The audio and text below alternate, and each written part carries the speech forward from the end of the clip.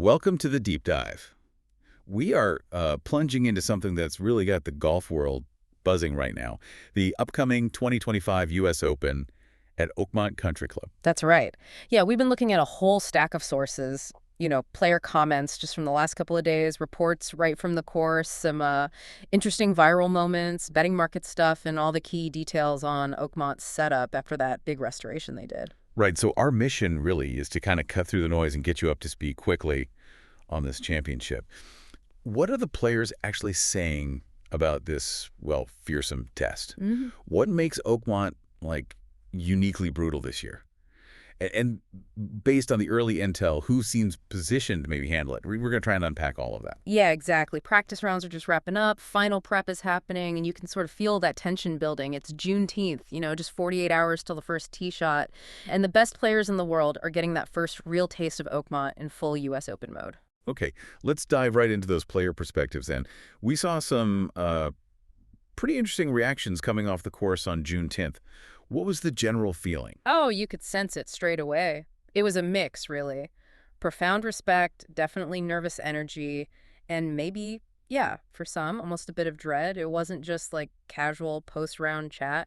Players were being really candid about the sheer scale of the challenge. And nothing, I guess, highlights that more than what Rory McIlroy said after his practice round. The sources are saying he shot an 81 on Monday. An 81. It's kind of hard to wrap your head around, isn't it? For a player like him, I mean, even in practice. It just tells you everything about the difficulty level already. Yeah. And he didn't mince words. His exact quote was, and this is pretty telling, "I tried everything today, driver, no driver, long irons, but nothing works when the course is set up like this. The greens are absolutely terrifying. I don't think I've ever seen them this fast." Absolutely terrifying, coming from Rory. Well. And the sources, they back that up. The greens are really that fast. Oh, yeah. Clocked at over 15 feet on the Stimpmeter. That is just astronomically fast. Yeah. Way beyond the norm, even for, a major... So it's not just the speed, it must be the slopes too. Exactly. Speed plus contour, it just creates this immediate, intense mental pressure. Even a guy like Xander Schauffele, known for being pretty unflappable, he had this sort of dark humor about it, just said, maybe I'm just sick and enjoy the challenge. Yeah, that kind of captures the Oakmont mindset, doesn't it? You don't just play it, you sort of have to, wrestle it mentally. That's it. It's relentless. Justin Thomas, he offered a really good take on what it's going to take just to survive out there. He said, you can't overpower this place. You have to think, plan, and accept mistakes. It's going to take discipline and mental toughness. That's the only way to survive here. Accept mistakes. That's powerful, especially talking about the best players on earth. Yeah. This basically means mistakes aren't just likely, they're guaranteed at Oakmont. Pretty much, yeah. So what does it tell you that even with perfect weather, on Monday, what was it, 26 degrees Celsius light winds, the players were still talking about terror and survival? It just screams that the test is the golf course itself, almost regardless of conditions. These guys aren't blaming wind or rain.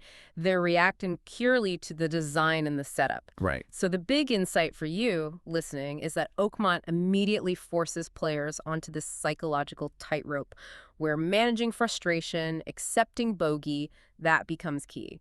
Way more important than chasing birdies. It's a mental battle from the very first tee. And that feeling, that sheer brutality, it was kind of perfectly captured in that viral video going around on June 10th, the one with the maintenance crew. Yeah, that clip took off immediately. Showed the grounds crew out in that notoriously thick rough, but they were using old school push mowers. Which, yeah, if you didn't know Oakmont, you'd think, oh, great, they're cutting the rough down, making it easier. Right. But the sources say the exact opposite. And this is the kind of aha moment about Oakmont's whole deal. Precisely. According to those course reports, the whole point of using those push mowers isn't to thin the rough out at all. It's actually to compress it, to tighten the grass blades together. Making it even denser. Even denser, even less forgiving. It's like they're trying to make it harder for the ball to settle down, maybe, harder to get a clean strike. So they're not making it playable, they're making it more unplayable, just in a different, maybe sneakier way. Exactly. Jonathan Vegas summed it up perfectly, didn't he? His caption was something like, "Good news, guys, they're cutting the rough. Bad news, it's still unplayable. Have fun." Huh. Yeah.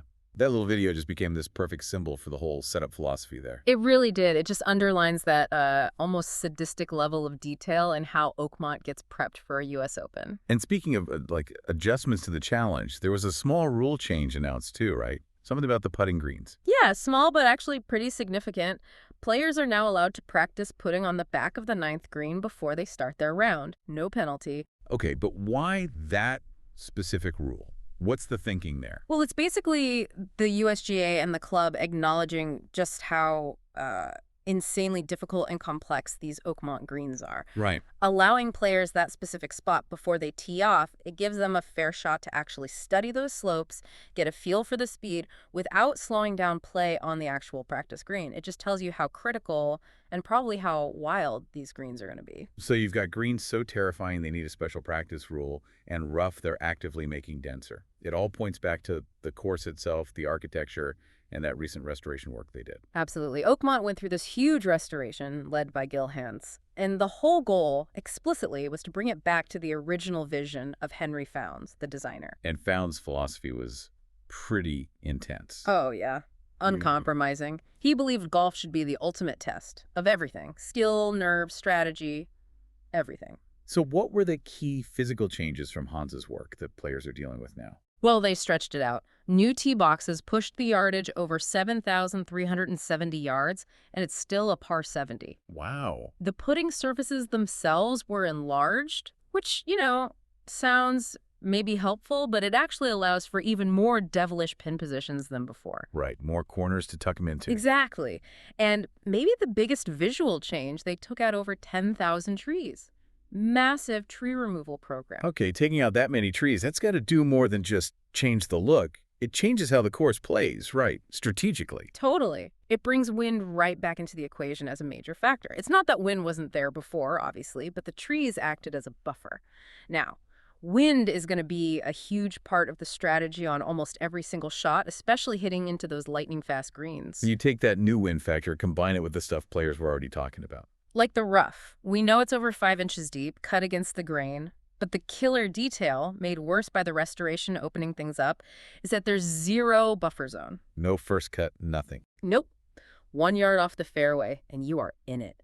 Thick, dense stuff. You're almost certainly just hacking out sideways. There's no, intermediate penalty. It's fairway or disaster. And those greens. Rory's terrifying greens. Confirmed running between 14.5 and 15.5 on the Stimp. Like we said, faster than Augusta usually is. And now, bigger surfaces, wind in play. Controlling your spin and trajectory coming into those greens, it's just become incredibly difficult. Okay, so put all these pieces together for us. The length, the insane greens allowing crazy pins, the wind, that brutal rough with no mercy. What kind of picture should you, the listener, have in your head? It paints a picture of a course that's playing longer, faster, firmer, and you could argue more severe than pretty much any major we've seen recently. It's not just about power. It demands surgical precision, controlling your ball flight, managing spin, and maybe above all, keeping total control of your emotions. It's a mental and physical battlefield demanding absolute discipline. So, given that kind of battlefield, the obvious question becomes, who's actually equipped to conquer it? Let's look at the betting markets. As they stood on June 10th. Yeah, the bookmakers have a really clear favorite right now, Scottie Scheffler. Not exactly a shocker, given the run he's been on. Not at all. He's, coming off that PGA Championship win, his consistency all year has just been off the charts. And that combination, he has power, great all-around game, and that incredibly calm demeanor. Right. It just makes him the logical pick for a course that punishes any lack of control or composure. Okay. Who else are the analysts pointing to as the main threats? Well, Bryce DeChambeau, he's the defending U.S. Open champ, so he's definitely up there. And despite that rough practice round, you can never count out Rory McIlroy, still a huge factor, huge fan favorite. Right. The general thinking among analysts seems to be that the winner is very likely going to come from that current top 5 group in the world rankings. But Oakmont. It's known for throwing curveballs, right? Does a course this punishing actually open the door for a surprise winner? Or does it just reinforce the idea that only the absolute elite, the guys best equipped for the grind, can survive? That's the really interesting question here. On one hand, yeah, the top players are favored because they have the complete games and the mental strength. But on the other hand, The extreme difficulty means one bad bounce, one mental lapse, it can just derail you instantly. Could bring more people into play, potentially. Exactly, it could. And the sources did highlight a few potential dark horse names. Guys like Aaron Rai, Patrick Reed, Sung Ji Am were mentioned. Okay, interesting names. What is it about their games that might make them suited for an Oakmont test, according to the analysis? Well, they're generally known for accuracy and precision, which is obviously huge when there's no room to miss fairways. They also have really sharp short games. Creativity around the green is going to be vital on surfaces like these. And they tend to perform well when scoring is just generally tough across the board. And what were their odds looking like on Monday? Around a 125 to 1. So, yeah, definitely long shots.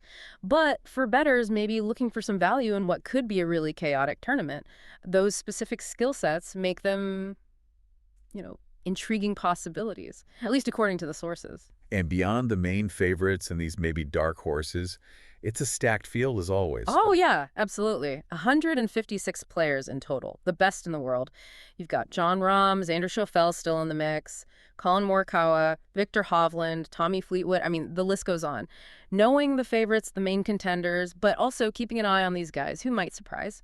It helps you frame the stories to watch as it all unfolds. And the countdown is really on now. The tournament proper runs Thursday, June 12th through Sunday, June 15th. Yep. Classic U.S. Open format, 72-hole stroke play. Top 60 players and anyone tied with them make the cut after Friday's second round. And the official tee times and those featured pairings, they came out on Juneteenth too, just adding to the buzz. Any specific groups highlighted in the stuff we looked at? Yeah, one group getting a lot of attention is Rory McIlroy playing with Shane Lowry and Justin Rose. They go off Thursday afternoon, about 12:40 p.m. local time. Scottie Scheffler's first round starts around 6:25 p.m. UK time on Thursday. Okay. And for you tuning in, the sources mentioned plenty of ways to watch. Looks like Sky Sports in the UK, Yeah. NBC, Peacock, USA Network stateside, TSN in Canada, Sky Sport Germany, Quiet Golf, and Oase Pack. Lots of options. Yeah, full coverage. And with those practice rounds done, the field set, you can feel the media focus just intensifying. Every player, every swing, every putt is going to be scrutinized under the massive weight of Oakmont's reputation and, the highest stakes in golf. The anticipation is just huge. So, okay, let's pull it all together. Looking at everything we've seen from the sources, those initial player reactions, like genuine fear and talk of unavoidable mistakes, the deliberate setup, making the rough even less playable, that special putting rule just to give guys a fighting chance on the greens, the restoration, bringing wind back as a major weapon, that zero-tolerance policy off the fairway. Oakmont is clearly setting up as an extreme test, maybe unprecedented in recent years, a test of discipline, mental grit, pure precision. It really demands a player who can, like Justin Thomas said, accept the bad breaks, grind out pars, minimize the damage, and execute pure shots under insane pressure. Yeah.